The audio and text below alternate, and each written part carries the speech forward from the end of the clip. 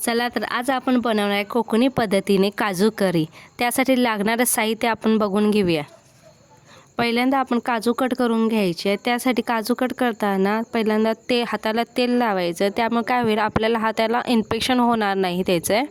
हाताला तेल नाही लावलं तर आपल्याला काजूचा तो चीकही उठू शकतो, म्हणून कायम कधीही कट करताना तेल लावायला विसरू नका। काजू कट करून झाल्यानंतर आपण गरम पाण्यात ते टाकायचे। त्यामुळे आपल्याला काय होईल, त्याचे साले व्यवस्थित निघेल आणि त्याचा चीक पण निघून जाईल।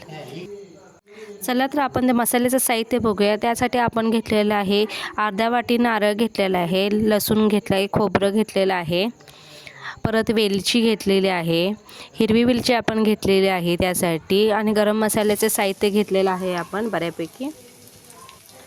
आपण सगळे मसाले पहिला भाजून घेऊया। त्यासाठी आपण पहिल्यांदा कांदा भाजून घ्यायचा आहे। कांदा भाजल्यानंतर आपण लगेच खोबरं, लसूण, आलं हे सगळे जिन्नस आपण सगळे भाजून घ्यायचे आहे तेलामध्ये। ते लालसर झाल्यानंतर आपण ते काढून घ्यायचं आहे।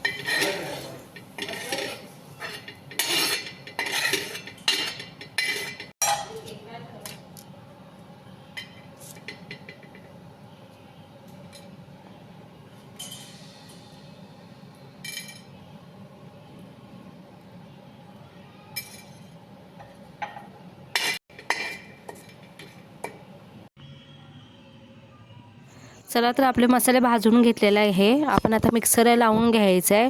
मिक्सरला आपण फाईन पेस्ट करून घ्यायची आहे।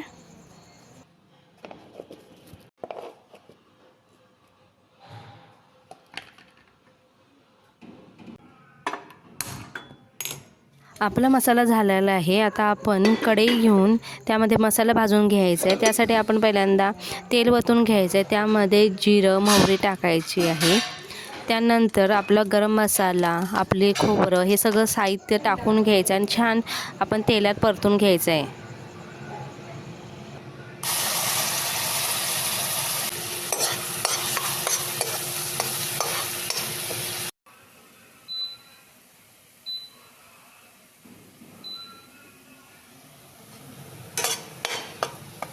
आता आपला मसाला चांगला भाजला आहे। त्यामध्ये हळद 1 चमचा टाकूया आणि 1 चमचा आपला गरम मसाला टाकूया।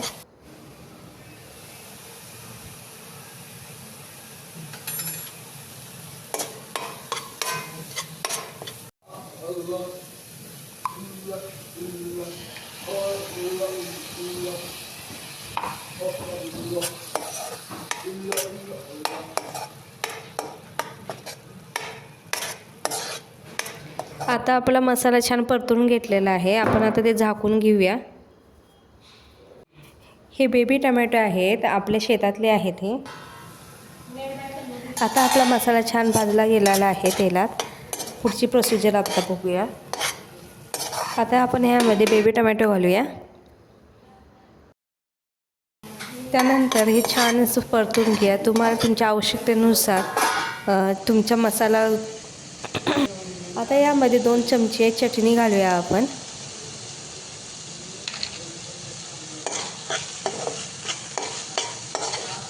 परतून घेऊन त्यामध्ये थोडंसं पाणी घालून घेऊया आणि झाकण घालून घेऊया। झाकण ठेवल्यानंतर आपला छान मसाला शिजून जाईल। नंतर आपण त्यामध्ये काजू घालणार आहोत।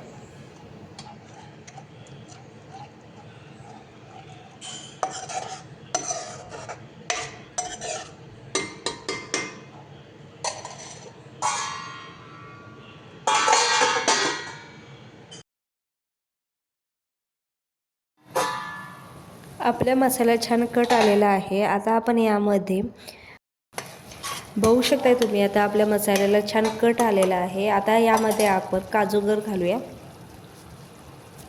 काजूगर घातल्यानंतर छान आपण मिक्स करायचे आहेत आणि 10-15 मिनिटं आपण झाकून ठेवायचं आहे।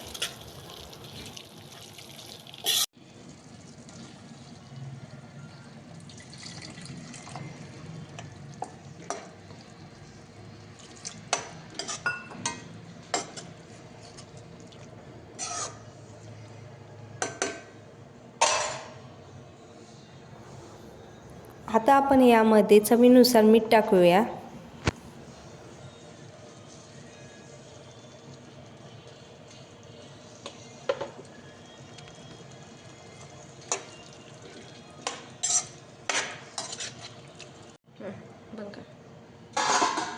आता आपली काजू करी रेडी आहे खाण्यासाठी. चला तर बघून घेऊया कशी झाली आपण. बघू शकताय तुम्ही आपल्या करीला किती छान कट आलेला आहे. चला तर आपण ह्यासाठी सर्व करूया.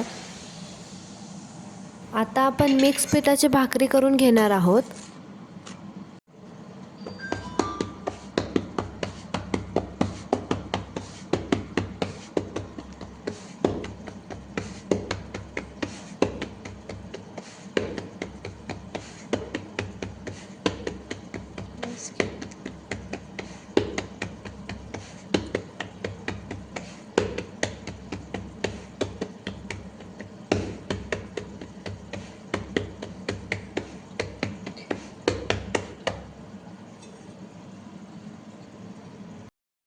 भाकरीसुद्धा खूप छान फुगलेली आहे आणि आता चला आपण लगेच आता जेवायला सुद्धा अशा प्रकारे कोकणी पद्धतीमध्ये काजू करीसुद्धा आपली रेडी झालेली आहे.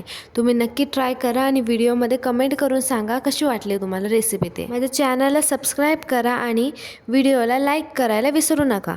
थँक्यू.